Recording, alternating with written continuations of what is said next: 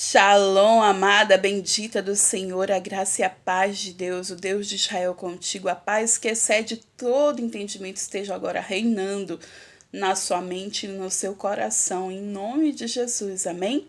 Estamos aqui no Devocional, capítulo 10 do livro de 2 Reis. Eu quero te convidar aqui, antes de a gente começar a leitura, que a gente convide a pessoa mais especial, né, que é o Espírito Santo, para estar nos ajudando, amém? Feche seus olhos. Incline sua cabeça, vamos falar com Deus. Querido amado Espírito Santo, eis-nos aqui. Declaramos nossa mente e nosso coração cativos à tua voz, aos teus ensinamentos, aos teus mandamentos, às tuas leis. Queremos, Senhor, te ouvir e te obedecer, Pai.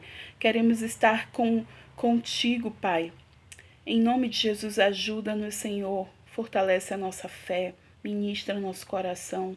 Que seja feita, Deus, a tua vontade em nome de Jesus. Amém? Capítulo 10. A gente vai ver muito sobre o extermínio, né? O extermínio da família de Acabe. Acabe, ele foi extremamente idólatra. Teve uma esposa que ainda piorava a situação dele. Ele era ímpio, ele fazia muita idolatria. Ele não só pecou e toda a família dele, como ele levou Israel a pecar, né? Idolatrar outros deuses. Isso é um grande crime espiritual, né? Você investir sua vida espiritual em outro caminho que não é o Senhor. Vamos lá. Ora, viviam em Samaria 70 descendentes de Acabe. Jeú escreveu uma carta e enviou a Samaria aos líderes da cidade e às autoridades e aos tutores dos descendentes de Acabe. E a carta dizia: assim que receberem esta carta, vocês que cuidam dos filhos do rei e que têm carros de guerra e cavalos, uma cidade fortificadas e armas, escolham o melhor e o mais capaz dos filhos do rei e coloquem-no no trono de seu pai, e lutem pela dinastia de seu senhor. Eles, porém, estavam aterrorizados e disseram: se 2 reis não puderem enfrentá-lo, como poderemos nós? E por isso o administrador do palácio, o governador das cidades, as autoridades e os tutores enviaram esta mensagem a Jeú: somos teus servos e faremos tudo o que exigires de nós. Não proclamaremos nenhum rei. Faz o que achares melhor. Então Jeú escreveu-lhes uma segunda carta que dizia: se vocês estão do meu lado e estão dispostos a obedecer-me, tragam-me as cabeças dos descendentes do seu senhor a Jezreel amanhã a esta hora. E os 70 descendentes de Acabe estavam sendo criados pelas autoridades da cidade. Logo que receberam a carta, decapitaram todos os 70 e colocaram as cabeças... Ai, gente, que tristeza! Meu Deus, a gente vê tantas coisas na Bíblia. Senhor, Espírito Santo, ajuda-nos em nome de Jesus. Enviaram a Jeú em Jezreel. Ao ser informado de que tinham trazido as cabeças, Jeú ordenou: façam com elas 2 montes junto à porta da cidade, para que fiquem expostas lá até amanhã. Na manhã seguinte, Jeú saiu e declarou a todo o povo: vocês estão inocentes, fui eu que conspirei contra meu senhor e o matei. Mas quem matou todos estes? Saibam então que não deixará de se cumprir uma só palavra que o Senhor falou contra a família de Acabe. O Senhor fez o que prometeu por meio de seu servo Elias. Então Jeú matou todos os que restavam da família de Acabe em Jezreel, bem como todos os seus aliados influentes, os seus amigos pessoais e os seus descendentes, não lhe deixando sobrevivente algum. Depois Jeú partiu para Samaria, em Bet-Eked dos pastores. Encontrou alguns parentes de Acasias, rei de Judá, e perguntou: quem são vocês?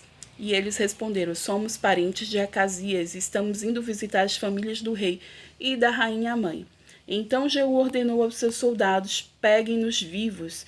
Então o pegaram e o mataram junto ao poço de Bet-Eked. Eram 42 homens e nenhum deles foi deixado vivo. Saindo dali, Jeú encontrou a Jonadab, filho de Recabe, que tinha ido falar com ele. Depois de saudá-lo, Jeú perguntou: você está de acordo com o que eu estou fazendo? E Jonadab respondeu: eu estou. E disse Jeú: então dei-me a mão. Jonadab estendeu-lhe a mão e Jeú ajudou a subir no carro e lhe disse: venha comigo e veja o meu zelo pelo Senhor. E o levou em seu carro. Quando Jeú chegou a Samaria, matou todos os que restavam da família de Acabe na cidade. Ele os exterminou, conforme a palavra do Senhor tinha dito a Elias. Minha gente, a gente já sabia, era uma profecia, né? Mas vendo aqui acontecer, misericórdia, misericórdia, misericórdia. Olha, eu e você, quando pecarmos, pelo amor de Deus, sejamos rápidos em nos arrepender, né? Porque passar a eternidade no fogo do inferno, misericórdia. Vamos lá, versículo 18. Jeú reuniu todo o povo e declarou: Acabe não cultuou o Deus Baal o bastante. Eu, Jeú, cultuarei muito mais. Misericórdia. Por isso, convoquem todos os profetas de Baal, todos os seus ministros. Ah, é uma armadilha, né? É uma armadilha que Jeú está fazendo. Por isso, convoquem todos os profetas de Baal, todos os seus ministros e todos os seus sacerdotes. Ninguém deverá faltar, pois oferecerei um grande sacrifício a Baal. Quem não vier morrerá, mas Jeú está agindo traiçoeiramente a fim de exterminar os ministros de Baal. Entendi. Então, Jeú, rapaz, pense no sangue que tem nas mãos de Jeú. Misericórdia. Eu lembro que Deus não queria deixar Davi levantar o templo, porque justamente Davi ele teve um reinado de guerras, né? Muito sangue, matou muitos inimigos e falou: olha, Salomão, seu filho, que vai construir o templo, porque, tipo, a mão dele estava limpa, né? Ele teve um tempo de paz e foi isso mesmo que aconteceu. Agora imagina Jeú querendo fazer alguma coisa com tanto sangue na mão, misericórdia. Versículo 20. Então Jeú ordenou: convoque uma assembleia em honra a Baal, e foi feita a proclamação. E ele enviou mensageiros por todo Israel. Todos os ministros de Baal vieram, nenhum deles faltou. Eles se reuniram no templo de Baal, que ficou completamente lotado. E Jeú disse ao encarregado das vestes cultuais: tragam os mantos para que todos os ministros de Baal. E ele os trouxe. Sabe o que me lembra? Sansão, quando os filisteus quiseram ali zombar de Sansão, mandaram pegar ele, já tinham furado o olho dele, né? Ele já estava cego, estava sem forças. E ali só chamaram ele pra zombar mesmo, né? E ali eles estavam numa festa adorando o Deus deles. E aí Sansão orou ao Senhor, né? E foi a última vez que Deus justamente ouviu a oração de Sansão, devolveu as forças a ele. E ali Sansão destruiu o templo, né? Ele também morreu ali, mas ele matou mais filisteus, né? Do que todas as guerras que ele teve, todas as batalhas que ele teve contra os filisteus. Então foi quase que uma armadilha, não planejada, mas foi, né? E aqui Jeú está fazendo algo parecido com os ministros de Baal. De Sansão, acho que eles estavam com o deus Dagon, né? Os deuses filisteus. Versículo 23. Depois Jeú entrou no templo com Jonadab, filho de Recabe, e disse aos ministros de Baal: olhem em volta e certifiquem-se de que nenhum servo do Senhor está aqui com vocês, mas somente ministros de Baal. E eles se aproximaram para oferecer sacrifícios e holocaustos. Jeú havia posto 80 homens do lado de fora, fazendo-lhe esta advertência: se um de vocês deixar escapar um só homem que eu estou entregando a vocês, será a sua vida pela dele. Eita, Jeú não é de conversa, né? Ameaçou e tá aqui e vai ser isso mesmo, né? Logo que Jeú terminou de oferecer o holocausto, ordenou aos guardas e oficiais: entrem e matem todos. Eu nem ofereceria, se fosse eu, né? Eu não faria uma coisa dessa, misericórdia. Mas se fosse eu, nem ofereceria. Simplesmente chegava lá, dava uma palavra e mandava os caras entrar, né? Para exterminar. Você sabe que muitas pessoas que servem a outros deuses têm um momento da vida que elas têm medo de parar de servir porque acham que coisas terríveis vão acontecer, né? Se elas deixarem. Eu vi isso de perto. E aqui Jeú estava sem medo nenhum. Foi lá, enfrentou os caras de Baal, que podia ser um deus, era um deus forte para eles, né? E ele, sem medo nenhum, foi lá e matou no próprio lugar de Baal, lá, matou todos os ministros dele. Versículo 25. Logo após que Jeú terminou de oferecer o holocausto, ordenou aos guardas e oficiais: entrem e matem todos, não deixem ninguém escapar. E eles o mataram a fio de espada. Jogaram o corpo para fora e depois entraram no santuário interno do templo de Baal. Levaram a coluna sagrada para fora do templo de Baal e a queimaram. E assim destruíram a coluna sagrada de Baal e demoliram seu templo. E até hoje o local tem sido usado como latrina. Latrina, gente, como um banheiro público, né? E assim Jeú eliminou a adoração a Baal em Israel. No entanto, não se afastou dos pecados de Jeroboão, filho de Nebate, pois levou Israel a cometer o pecado de adorar os bezerros de ouro em Betel e Dan. Eu lembro dessa história, né? Ele acabou com essa adoração a Baal, mas ele tem que eliminar por completo a idolatria. E isso acontece comigo, com você.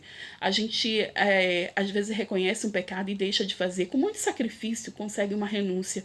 Mas tem outros que a gente fica ali passando a mão. E de vez em quando cai. E não dá para ser desse jeito, para ficar adorando bezerros de ouro em nossas vidas. O Senhor disse a Jeú: como você executou corretamente o que eu aprovo, fazendo com a família de Acabe tudo o que eu queria, seus descendentes ocuparão o trono de Israel até a 4ª geração. Entretanto, Jeú não se preocupou em obedecer de todo o coração à lei do Senhor, Deus de Israel, nem se afastou dos seus pecados que Jeroboão levara Israel a cometer. E naqueles dias o Senhor começou a reduzir o tamanho de Israel. O rei Hazael conquistou todo o território israelita, a leste do Jordão, incluindo toda a terra de Gileade. Conquistou desde Aroer junto à garganta de Arnon, até Bazã, passando por Gileade, terras das tribos de Gade, de Ruben e de Manassés. Os demais acontecimentos do reinado de Jeú, todos os seus atos e todas as suas realizações estão escritos nos registros históricos dos reis de Israel. Jeú descansou com seus antepassados e foi sepultado em Samaria.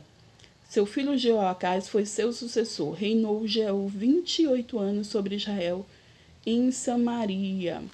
Bom, a gente viu que Jeú ele foi até aqui, elogiado por Deus, né? Que ele fez o que Deus tinha pedido para fazer, ele obedeceu, mas ele não conseguiu se afastar completamente dos pecados, levou Israel a pecar. Isso é um grande problema.